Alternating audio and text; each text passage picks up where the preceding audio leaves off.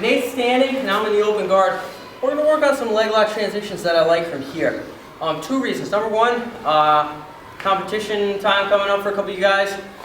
And I'm going to go into some of the leg lock transitions that work really, really well for me in competition. So when I go up against guys in real tournaments, whether it's my own weight class or expert division. Number two, my buddy Carmine over at SoCo BJJ, when I went down and visited just this last week, mentioned something about, I want to learn some leg lock setups from standing. I was like, cool, I bet I can go over that on Friday. So this is for Mr. Carmine as well. So I'm going to cover two transitions that I like a lot, that work really, really well for me. I'm going to have Nate have this leg forward first, just to make things easy to kind of explain. First things first, we're going to talk about getting into the leg lock orientation when Nate's standing.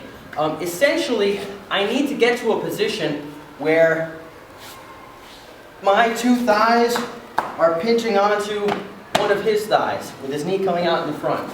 Something that looks sort of like this. Issue is, I'm kind of far away, so getting there isn't always easy. And there's a lot of ways I could do it. So I could go switch into an X guard, start here, kick him away, throw the leg over, right, and make transitions like that. There's nothing wrong with that. I tend to like X guard. I like it for sweeps. But if I'm going to go for a leg lock and I want to go for it right away, here's some ways I really dig it.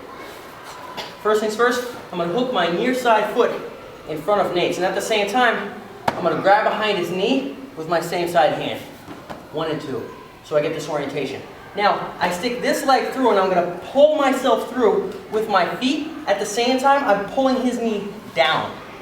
Right? Reason being, if I want to get my hips right here and Nate stays exactly where he is, watch how far I have to slide under. Like I can't do this. Is this a good leg lock position? Not really. Super weak, right? Look at how much space. My knees are like kind of pinching on like his shin. Not really a good spot.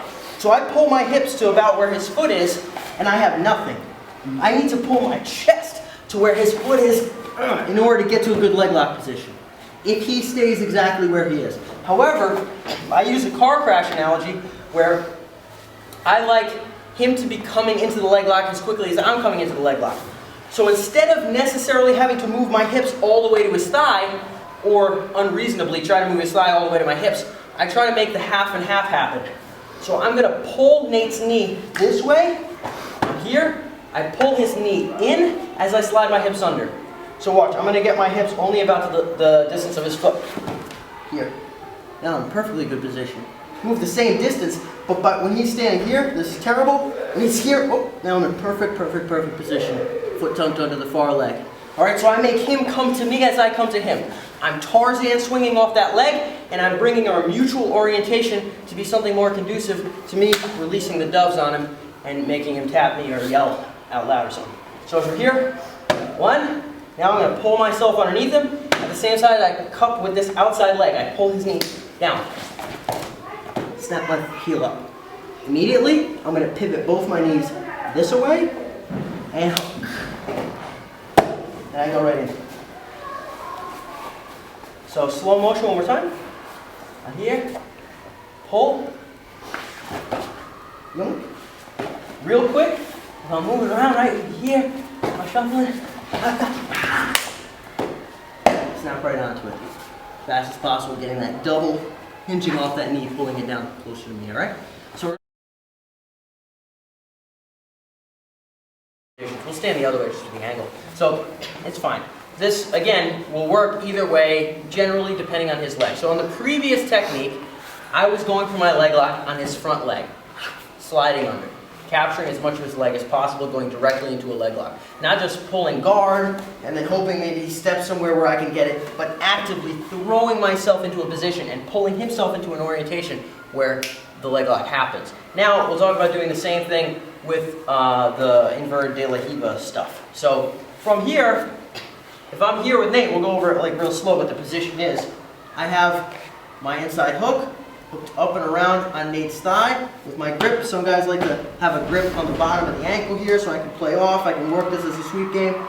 I'm going to bring my hand underneath and in front of his shin. At which point now I have this anchor on his leg, and this helps rotate me under by pushing through with my arm and pulling with my leg. And at the same time I swing my other leg around out and wide, and I can envelop his far leg. There's all kinds of transitions I could go for. I could slide through this way and try to take his back. I could go through for like a calf slice and go on his leg. What I'm going to go into is a leg lock orientation right away. I'm just going to bite onto this leg here and go into it. Talk about what submissions I like to go to when I'm actually there. So I'm here with Nate. I slide in. This foot goes under. This hand goes under and in front of the shin. I rotate, grip, attach onto that leg. 1.5 million options from here, but this is the orientation I'm going to start with. So going into that a little bit faster. I'm here. This works super duper well for me, by the way, because it's really, really unorthodox, and it also gives you a little bit more mobility. So there's only so much mobility I have with this, but actually rolling, I'm a lot faster. Like I can cover greater distance. It seems super counterintuitive, but it actually is. Right, so I joke about like preferring to run around on my shoulders rather than on my feet. So when I'm here, I'm actually a lot more mobile when I make this move. So here with Nate, I'll be at kind of a gaugeable distance. I'm going to come in and I'm going to get a grip on the outside of this leg of his as my inside leg comes on the inside of his ankle. So I'm here. At the same time, this foot is going to make its way up towards the inside of the knee, and this hand of mine is going to go under my thigh and in front of his shin. So in slow motion, it's grip, slide in, my foot comes behind the knee, my hand goes under the ankle, I rotate, I lift my hips up and capture. I have both ankles now. All right, fast motion. I'm here moving around with Nate. Plenty in. Yeah. Latch on. So moving. Now once I'm in position, there's a million games I can play. The most common thing that's going to happen, could I go right into a knee bar? Yeah, if it's my birthday. Could I go right into a toe hold? Yeah, if it's presented to me. It's happened to me in tournaments. I've gotten toe holds right from here, but it doesn't always happen. Most commonly, he's going to turn one way or another. Normally, he's going to turn around to face me. He's going to find a way to face me. I'm going to have to kick him down from here. We're going to have to work heel hook games, 50-50 games in these kind of positions. We're going to have to play more of that stuff. That's the more likely inevitability of that position, that setup. So, one more time. This second setup, instead of going in for the sweep, I'm attacking the leg aggressively. I'm here, outside of the knee. As I slide in, my foot comes to the inside of the knee. This hand goes under my thigh in front of his shin. This gives me a lot of mobility. And now, when I'm here, I don't want to do this. Yay, leg lock. Not really. I need my thigh, I need my hips getting a bite on that thigh. Bang. Now I'm in position. I can work to knock it backwards, go for knee bar, whatever orientation I want. So fast motion one more time. Yeah, play again. Up and into position. Jiu-jitsu.